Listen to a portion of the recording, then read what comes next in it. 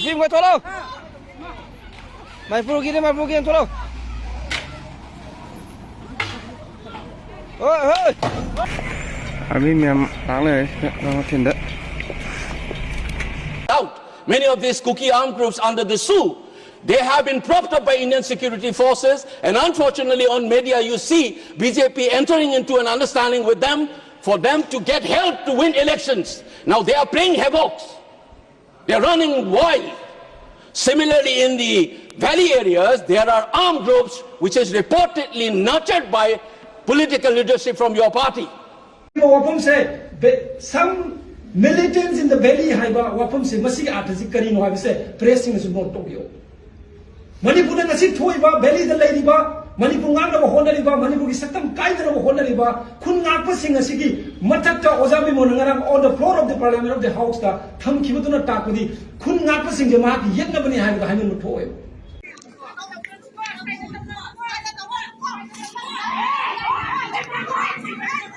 Ba't may nung nga ba't may pale?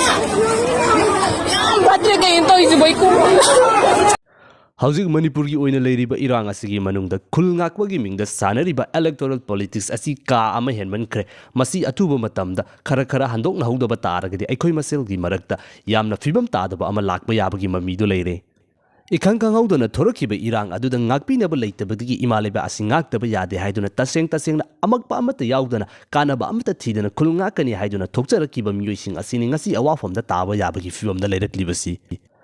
Parliamentary Reform amasung Assembly gi matam yausilakpasida Manipur gi oina losinma naidaba irang asida nauna lakliba awonba maknakal kayadagi phongdoknarakliba wafamsing asi adumak yengduna lakpani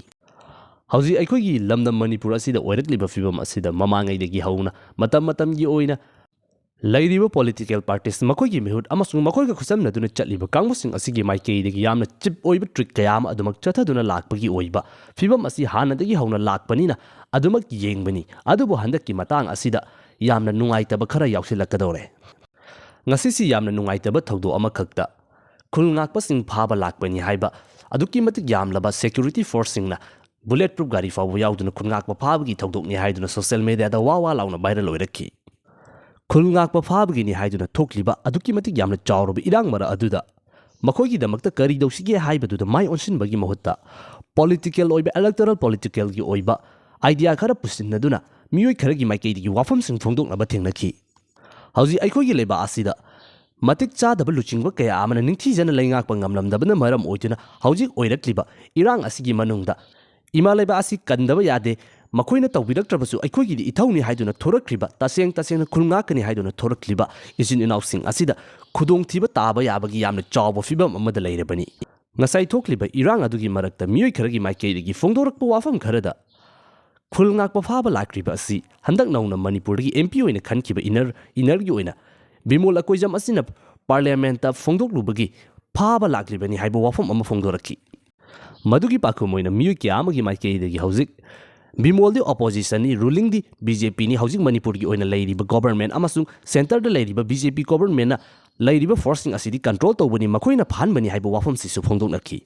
mata asida phongdok chaningliba wafamdi aikhoi asi hauzik taseng na masigumlaba political mileage launabagi damakta miyoi kharagi maikeidagi sandorakliba wafamsing asida base tawduna issue sing asibu masigi hektamak mari leina handuna aikhoi masel onsinnaduna khanaban nainaba launabagi matam adu oiribra mapangal kanba powerful oiba miyoi kya amana sinduna hauzik Manipur gi oina leiriba fibam asida aduki matik yamna complex oiba mayan tuyanba singju saraba mawong amada insinduna irang asi thambikhrabanina handang nauna lakliba political gi oiba statement sing luchingba singna phongdokliba wafam sing asida kangbu amagi natraga amagi interest di adumak khara henjinabasi yaugani haibasi laibak miyam gi maikeidigi phongdoknariba lani hairiba sing asigi lanmung oidiba wafam sing asida laibana masi khangna adumak yengduna lakpani adubu wahidadi laibaki oiba irang ni lani haina phongdokjaraga atatai adumak tarakpagi fibam asidi afaba oirakloi hauziki oirakliba fibam asida wafam kharakak thamjage madudi haukiba matam khara asida Manipur gi oina leiriba irang manung asida irang losinabagi damaktani haiduna state amasung central security force kaya amagi maikeidagi chatharakliba combing operation gi oiba thabak thawong sing asida aduki matik yamlaba miyoi sing asi fagat paletri masidasu tampakta ngakta faraga chingdagi di fade haibagi oiba tongan wafam sing su adumak thoraklibani handang miyoi kaya ama fabagi oiba thabak sing asi publicly adumak e pawda loinamak yauraba sarkargi oiba official oiba page amasung website singda loinamak phanglaba national media da loinamak yauraba ngaktani masida kanaguma miyoi amana aduda chatlaga hairubadagi fabani phadabani haibagi oiba political gi oiba game si toklasi maramdi madugi mamangda sumiyoi kyama fadana lagli hauji fawsa adumak faba leptri leba asida irang asi normal sigi fibamda amuhana poraknabagi damakta honaba matamda khulaising asi government ki oina lairiba kangbusing asina paiba natana atopasing asina pahenduna thambadi yadabanina madubu lokthoknabagi damakta honarakpa haibasi masana adumak tawrakadoroba fibam amani adubu ngasi aikogi lamdam asida khulai paiduna thorakribasing asi matam amada lengaki maikaidagi law and order maintain tawba ngamdaba security force singna mathau tawba ngamkhidabadagi ima leba asi kanjanabagi damakta thawai hingnabagi damakta pairakhiba yamna tonganba case ama oibanina hauji thoraktuna leiriba ima leba asi kanabagi damaktani haiduna leiriba ikoina khulngakpa haiduna phongdongnariba kangbusing asi mara leite haibasi putoktuna matau karam tawduna kansige haibasini aikogi khwaidagi maru oiba wafamsi hauji leba asigi oina thokliba irang asida phaba miyosing asigi oina chathariba case asi manipurda tawbagi mahutta atopa mafamsing delhi da kaida puduna hauji asi case asi lamna puthokre masina maram oiduna hauji paisa paijadaba lairaba miyoi kya amana ima leibaki damaktani haiduna thoraktuna khungakpa yauribasing asina mara leijadabasing asi faba punbagi oiba fibam adu lakpa matamdani khwaidagi hena wagadoribasi aduki matik yamna lablaba mafamsing asida flight maman asi aduki matik yamna wangna tanglabani makhada chatpa yabasu nate masida chathok chasin tawduna lande haiduna case thengnabagi damakta aduki matik yamna chawa financial gi oiba burden khakta natana makhal makha kaya gi oiba khudongchadaba kya ama lakadori hauji oina leiriba irang asida yauriba oiningba kangbu ama heki oijasenu lairaba michang sangasu leijadaba sel paibasu nataba leibaki irang ni haiduna thoraktuna di leiriba adubu miyamna sak khangnadana maki damakta lepigeni haibasu thoidongna leitaba musing asini makogi oina yamna luba fibam amada lakadoribasi hauji matamsi aduki matik yamna thengman khrabani ima leiba kanabagi damaktani haiduna thorakliba musing asida mara leijadana chamna thorakpa kaya ama khudong thiba nangbagi fibamda laklabani faba leplattribani maram aduna leiba asigi oina leiriba miyamsing asi amukta ponsinduna makogi oina kari tawgadabage haibadu chapchana lepinaba matam yaurabani masida adugi adagi haina thinabagi matam natte mangda taaduna leiriba issue asigi solution thibinaduna masigi oiba chapchaba khongpham ama lephogdaba taragadi nongmonongmagi khaje khaje khaiduna fakibada mara leijadaba kaya amasu yaukhiduna mamaida lemhogdabagi fibamda lakadawre hauji manipurgi oina leiriba irang lanfam asi karamba matamda kari oirakani haibadu aikoina khangma ngamadi nate tawbadabu khulai paiduna thengnariba lanfam asisu mina hauraklibanina madusu mai paknabagi damakta honabasu mathau tai tawbadabu normal si hanjilaktuna law and order restore torokpagi oiba fibam adu lakpa matamdadi khulngaklibani haiduna thoklibasing asisu khulai paibadi yadabanina makoigi mathakta target torokpa haibasi taaduna leiraba wafam amani maram aduna makoising asi matau karam tawduna kangadabage haibasida legal gi oiba political gi oiba solution amasu yamna chawna mathau tari lamna masida leiriba miyamsing asi nattana leiba asi ngaknabagi damakta thorakiba khulngakpasing asibu kanba ngambagi thauna leite maram aduna lamdam asida leiriba miyamsing asina chap manana amuktada manaba khongthang amada warep am lahudaba taragadi hotna hudaba taragadi atadai oina adumak taaduna khudong thiba kaya ama soidan tagani aroi boina wafam ama khwaidagi maru oiba wafam ama hauji aikhoi maselgi oina leiriba fibam asida khangdaw yadaba wafam khara thamjage madudi ihan hanbada leiba asigi ni haiduna thorukliba khulngakpa hairibasi kanano khulngakpa haibasida adugi kangbu adagi kangbu haiduna khaidokpa yabra leiba asida leiriba public ama oina praja ama oina thorukliba khulngakpasing asi aduni adani haina aikoina khaidokpham thokpra haiba wahang asini mathangdana khulngakpagi mingda tawriba politics sing mamangi MP election gi matamda khulngakpagi ming sijinaduna politics tawbasi aikoina paksana adumak thengnakre aikoigi maikeidegi madu saugatpani aikoigina aduni makoigina aduni haiba wafam kya manakal kya amadagi puthoknaduna election gi matam adudi yamna kana fongdoknaki lebaki oina leiriba irang asida khudong chaba loduna thorakliba political party sing natragana makoigi leiriba representative singi maikeidegi khulngakpasing asibu electoral politics ta chingsinbagi oiba thawong sing laiki handak pangtokkiba MP gi election adu irang marakta tawkhibana maram oiduna Manipuri oina history yamna tangna thokpa tampaki oiba mafam asida yamna violent oiba khulai paiba miyoi kyaman involve toksilakpa EVM kyama thugaiba irang kyama thokiba ama oiki haibasi aikoina chenba yadaba wafamni pangtokkiba election aduda lana asigi oina thorakiba khulngakpa hairiba kangbusing asigi ming loduna leibaki irangda khulngaknabagi mingda puthorakpa khulai kyama election aduda fongna openly politically mileage lawnabagi damakta hotnabasi aikoina loinama ukrabani thawdo aduda chenakiba khulai paiba sakangdaba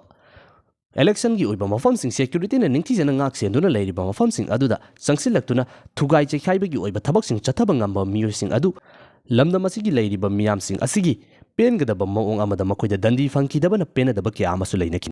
leiba asigi damakta ima leiba kannabagi damakta thorakliba lup kya amagi maikeirigi maduga mari leinade haiba wafamsi loinamak phongdoknakrabani leinaram loi haina su thajai leiba kannabagi damakta thorakpa kangbuna adugumba hanthaba thaki oiba thabaksing asi tawramgani haibagi thajaba leite matang asida phongdok cheningliba wafam asi aikhoi maselgi oina leiriba fattabasing asi aikoina semdok hogodabni kariguma semdok hodaba taragadi masina hena chasin khiduna aikoi masel asi lakadoriba matamda achouba lanjao ama thorakpa yai masina aikoi hanadagi hauna apun masaktam ama sagatpa ngamdana lakliba asida hena khudong thiningai oigidoribani ahanbada haujik leiriba irang manung asida leiba kannabagi damaktani haiduna thorakiba khungakpagi mingsing asi sijinnaduna political party natragana miyosing asigi maikeidagi makogi oiba electoral politics ta pusinduna yamna hanthaba thaki maong amada sijinnaduna vote khombagi oiba mong asi tokpiyu anisubaduna irangi namada irang asigi khudong chaba loduna khulai paiduna khulngakpi mingda political gi oiba wakalon chenduna magi oiba party gi vote khomba asisu tobidana bagi damakta ningsingjari aroibana leibaki damaktani haiduna thorakriba ima leiba kandaba yade haiduna thorakriba kangbu kayasing asinasu political gi oiba masigumlaba thabuk thongsing asida yariba makai yauksindanabagi damakta honasi lamhen tuhenba yarukpa matamda makoising asi yade haibadu khanganduna khulngakpa hairiba ming asibu ming chathiraktanabagi damakta inthoknaba honasi aduga khulngakpagi ming sijinnaduna karan tawriba kangmusing asibuchu khara miteng changnabagi damakta honasi matangdana haujik leiriba irang asi loisilu yadaba aduki chanainaba fibam amada leiriba asida ima leibakti nungsibanina leiriba political gi oiba crisis asida isa gi oiba tonganba opinion thorakpa haibasi masana tabani madugumlaba matam aduda isa gi oiba mong amada tawba matamda thoidon akaiba leiroi maduda khungakpa haiduna aduki matik yamna asengba mami amoina miyamgi maikeidigi unariba adugi mingthol adu sijinnabidaba aduga khulngakpagi ni haiduna phangliba power adu sijinnaduna atopa electoral gi oiba tabrak thawonsing asida sijinnadaba haibasina aikogi khwaidigi afaba am oigidoribani ngasigi video asida masigumlabo wafamsing asi puthorakpagi maru oiba maramsi haujik khulngakpani haina thorokliba kangbusing asi awafamda taba horakle masida sunatana political gi oiba electoral politics asida khulngakpasing asigi ming sijinnaduna tawriba politics asi ka hena henjilakpasina aikoi maselda yamna phibam tadaba moong amada lakadore Hauji asi 2025 horaklabadi 2027 dani general election lakadoribasi mamangi MP election da lamdam asigi election da irang losindana masigumlaba fibam asida political gi oiba wakalon yausilakpasina kari oiki haibasi aikoina hena khangnarabani nauna lakliba crisis asida yai haidun adumak henjinarakpa taragadi yagadra haiduna yengnaramba kaya amasu fibam na yaraktabadagi aikoi masel marak asida yamna chawa civil war fawo oiba yabagi moong amada achouba crisis ama lakba yabagi mami adu ure